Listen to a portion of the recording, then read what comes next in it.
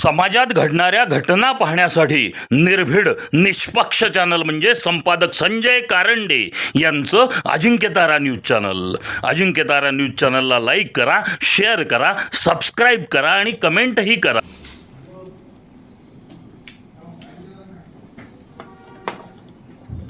सगळ्यांचं पत्रकार बंधूंचं मी स्वागत करतो. आज सन्मान्य महाराष्ट्राचे मुख्यमंत्री आणि ज्यांनी अजितदादांच्या निधनानंतर खरं म्हणजे फार जड येणं म्हणूयात, त्यांनी वित्तमंत्री म्हणून जबाबदारी या अधिवेशनात पार पाडली. ते माननीय मुख्यमंत्री देवेंद्रजी फडणवीस यांनी नुकताच महाराष्ट्राचा अर्थसंकल्प मांडला आणि या अर्थसंकल्पाच्या माध्यमातून महाराष्ट्राला $1 ट्रिलियन इकॉनॉमी, $1 ट्रिलियन अर्थव्यवस्थेकडे नेणारा हा अर्थसंकल्प होता. नुसतंच इकॉनॉमी नाही तर शेतकऱ्यांना सुद्धा याच्यामध्ये एक संरक्षण, त्यांना आधार मिळावा हे सुद्धा या अर्थसंकल्पात आलं, आपण बघितलं. त्याचबरोबर लाडकी बहीण योजना जी एवढी राज्यामध्ये यशस्वी झाली आणि ज्याच्यामुळं खऱ्याच अर्थानं राज्यातल्या गरजू भगिनींना शासनाकडनं एक आधार मिळाला, ती सुद्धा योजना सुरू ठेवण्याचं परत एकदा मुख्यमंत्र्यांनी ते घोषित केलं. त्यांनी बजेटमध्ये पण त्याला तरतूद केली. विरोधकांचं फार त्याच्यावर होतं की बंद करणार, पण तसंही नाही. शेतकऱ्यांना मोफत वीज देण्याचा पण जो निर्णय देवेंद्रजींनी घेतला होता ते सुद्धा अर्थसंकल्पाच्या माध्यमातून चालू ठेवलंय महायुतीच्या सरकारने, हे आपण बघू शकतो. आज शेतकऱ्यांना 2 लाखांची कर्जमाफी दिलेली आहे. त्याचबरोबर AI तंत्रज्ञानाचा वापर आता शेतीमध्ये करायचं आहे, शेतकऱ्यांचं उत्पादन वाढण्यासाठी.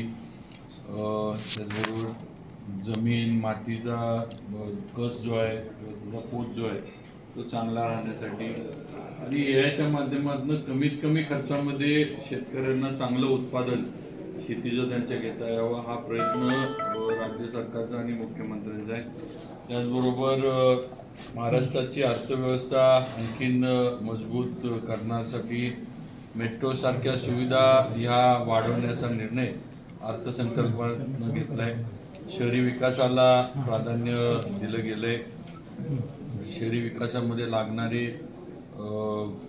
रस्ते असतील, अनेक ठिकाणी फ्लायओव्हर्स असतील, त्याचं पण या अर्थसंकल्पात विचार केला गेला आहे.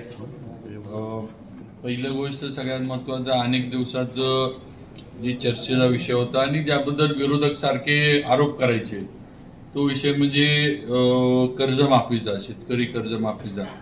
त्याच्यासाठी पुण्यश्लोक अहिल्याबाई होळकर यांच्या नावानं ही कर्जमाफी योजना ही मुख्यमंत्र्यांनी आणि महायुती सरकारने जाहीर केली. 2 लाखापर्यंत 30 सप्टेंबर 2025 पर्यंत पीक कर्ज हे यामध्ये 2 लाखापर्यंत माफ होणार आहे. सगळ्यात महत्त्वाचं, आपला जिल्हा प्रामुख्याने बघितलं तर आपल्या इथं शेतकरी अगदी वेळेवर कर्ज भरतात आणि ही शिस्त आपण जिल्ह्यामध्ये शेतकऱ्यांनी, विकास सेवा सोसायट्यांनी, जिल्हा बँकेनं पहिल्यापासून पाळली आणि यापूर्वीच्या अनेक कर्जमाफ्या झाल्या. पण तुम्ही जर माहिती घेतली तर सगळ्यात कमी त्या कर्जमाफीचा फायदा सातारा जिल्ह्यातल्या शेतकऱ्यांना झालेला आहे. का तर आपण कर्ज वेळेत भरतो म्हणून. पण या वेळेला या कर्जमाफीच्या योजनेमध्ये नुसतं या अडचणीत आले किंवा जे थकीत आहेत ह्यांचा विचार केला गेला, असं नुसतं त्यांचाच केला असं नाही, तर जे रेग्युलर भरणारे पण जे आहेत त्यांना सुद्धा 50,000 रुपये प्रोत्साहन पण अगोदर देण्याचा निर्णय हा बजेटमध्ये मुख्यमंत्र्यांनी त्याची पण घोषणा केली.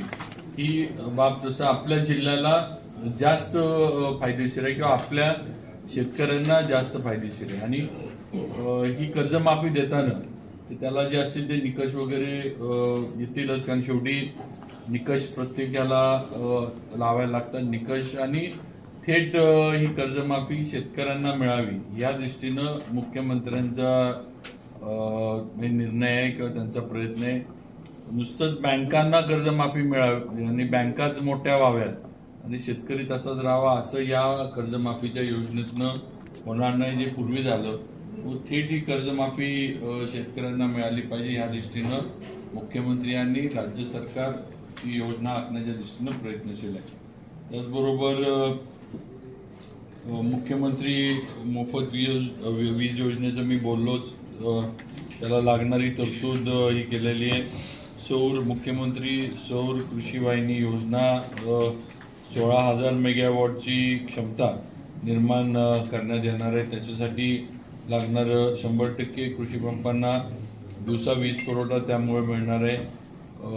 त्याचबरोबर हे जी कर्जमाफी आहे मी जे मगाशी म्हटलं, तर ॲग्रिस्टॅग असेल, महावेद असेल, क्रॉप शॉप असेल, महाडीबीटी असेल, या डिजिटल प्लॅटफॉर्मच्या माध्यमातून हे सगळं जे आहे ते एक इकोसिस्टीम त्या ठिकाणी शेतकऱ्यांना बनवण्याचा प्रयत्न आहे. म्हणजे कर्जमाफी आणि नंतर त्यांचा जो माल आहे तो नीटनेटका विकला जावा बाजारपेठेमध्ये, हा प्रयत्न जाईल. त्याचबरोबर नदीजोड प्रकल्पाचं थोडं आपण बोलतो, त्याला पण हे घेतलंय. वैनगंगा, नळगंगा नदीजोड प्रकल्प असेल, दमणगंगा, वैतरणा गोदावरी नदीजोड प्रकल्प असेल, कोल्हापूर, सांगली किंवा आपल्या इकडनं जे पावसाचं अतिरिक्त पाणी जे पावसाळ्यामध्ये वाहून जातं ते सुद्धा वळवण्याचा प्रयत्न असेल. म्हणजे त्याचं पण नाही झालं. त्याचं पण मी सांगू इच्छितो की मूळचं पाणी जे दिलंय त्याला हात न लावता, नाही तर मग परत मुद्दामून त्याच्यावर आता राजकीय काही लोक वेगळे करतात. तसं नाही आहे.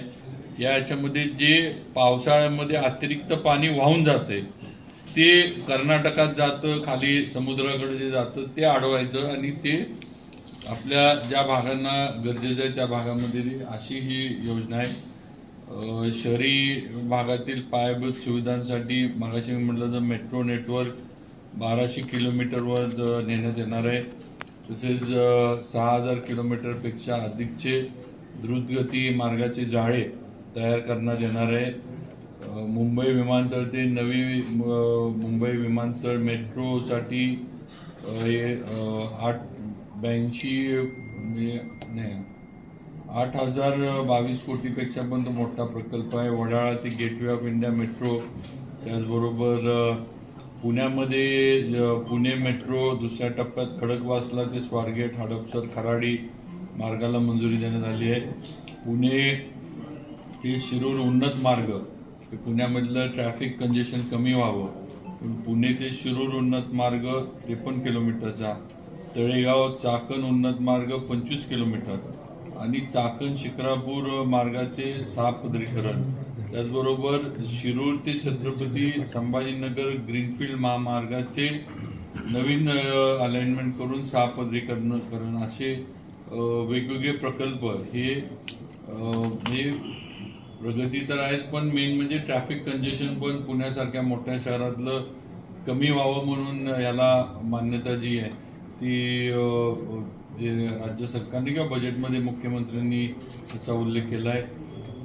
त्याचबरोबर 1,000पेक्षा अधिक लोकसंख्येच्या गावांना कॉन्क्रीट रस्त्यांनी जोडण्याचं निर्णय केला आहे. त्यासाठी आशिया बँकेची मदत ही आपल्याला राज्याला आणि सरकारला मिळणार आहे. प्रधानमंत्री ग्रामसडक योजना भाग 4, लोकवस्तीनं न जोडलेल्या वाड्या वस्त्यांना बारमाही रस्ते, 5,000पेक्षा अधिक लोकसंख्येच्या सर्व वस्त्या आणि 42,074 किलोमीटरचे पर्यटन परिरथने जोडणारे असे निर्णय ग्रामीण भागाच्या पायाभूत सुविधा मजबूत करण्यासाठी घेतले गेलेत. आज साताऱ्यात सुद्धा बघितलं तर आपल्याला सुद्धा तारा राणींच्या समाधी स्थळाचं आपलं 132 कोटीचं आपल्याला मान्यता दिली आहे. अजिंक्यतारा किल्ल्याच्या ह्याला मान्यता दिली. दर्याला निसर्गोपचार केंद्र उभा करण्याचा निर्णय सातारसाठी झाला आहे.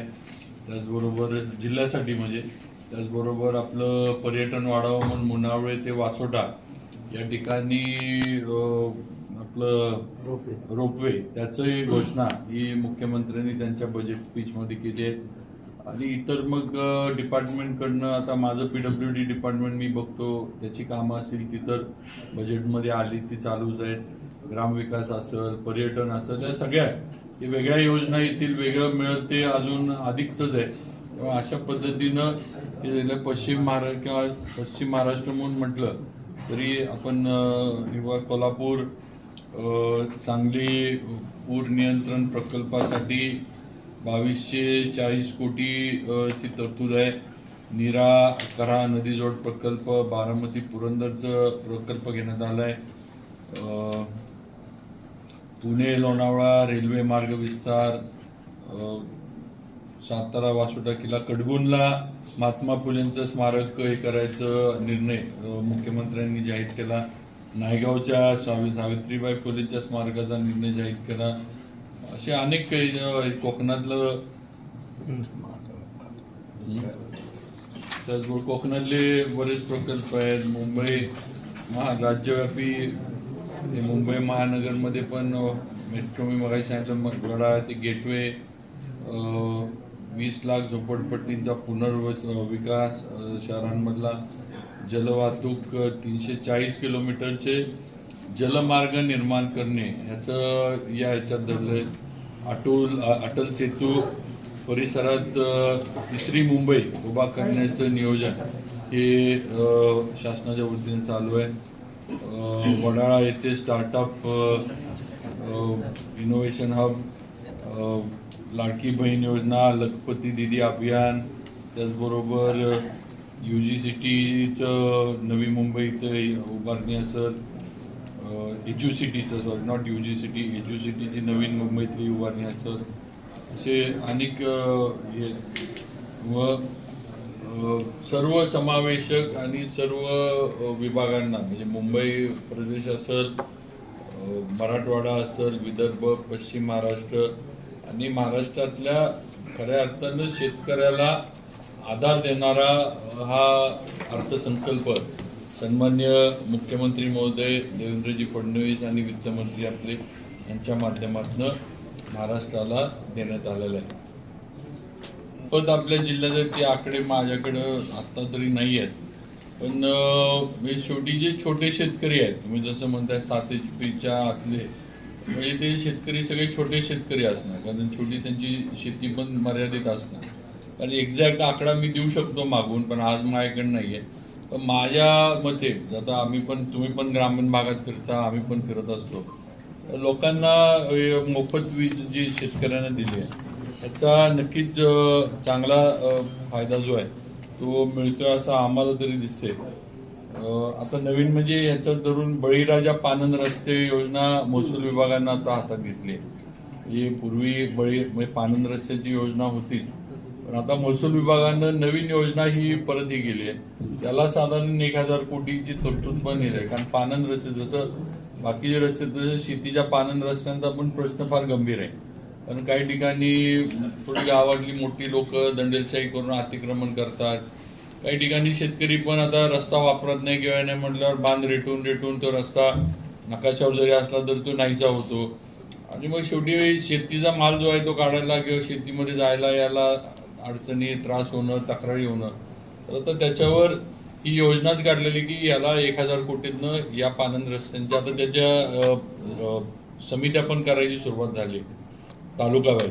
म्हणजे मला वाटते प्रत्येक मतदारसंघात आमदार ही त्याचे अध्यक्ष आहेत आणि त्यांनी त्या तालुक्यातल्या समित्या नेमायच्या आहेत. तर त्याची सुरुवात झाली आहे आणि लवकरच हे पण होईल. पण लाईटचा जे त्याचा आकडा मी आपल्याला देतो की आपल्या जिल्ह्याला किती फायदा झालाय ते थोडं मोदीसाहेब जरा मागून घ्यायला पाहिजे की काय म्हणते कृष्णा खोऱ्यात चेक करून ते माझा तोच होते हा. त्या लोकांना ती 7 HP 10 HP पर्यंत त्यांना ते पण गरीबच आहेत, त्यांना फायदा मिळावा. आणि दुसरा एकच प्रश्न माझा मुद्दा एवढं की आता ज्या ह्याच्यात बजेटच्या ह्याच्यात आपण घेतलाय कारल्यापर्यंत घेतलाय बघ. मध्यंतरी थोडी दुरुस्ती पण आपण करून घेतली, म्हणजे त्याचं तात्पुरतं काय होईना.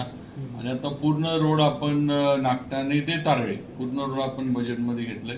त्याचं मतदारसंघ वगैरे असा विषय नाही, पूर्ण सासवड्यापर्यंत घेतलाय, तिथनं पुढे पण ते घेतलाय, दोन्हीचे घेतले. आणि आपण इकडचा पण घेतलाय म्हणजे आपशिंगे ते अंगापूर तो पण रोड वर्णे मार्गे जो जातो तो पण एक फार खराब झालाय. तो पण आपण बऱ्यापैकी बरेचसे रस्ते घेतलेत.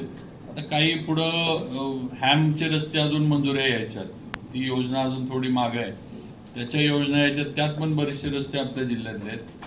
आणि AIB आता ADB होतं पूर्वी, आता ते AIB बँकेचं आपल्याला पाहिजे, त्याचे पण काही प्रकल्प आपल्या जिल्ह्यातले येतील. समाजात घडणाऱ्या घटना पाहण्यासाठी निर्भीड निष्पक्ष चॅनल म्हणजे संपादक संजय कारंडे यांचं Ajinkyatara news channel. Ajinkyatara news चॅनलला लाईक करा, शेअर करा, सबस्क्राईब करा.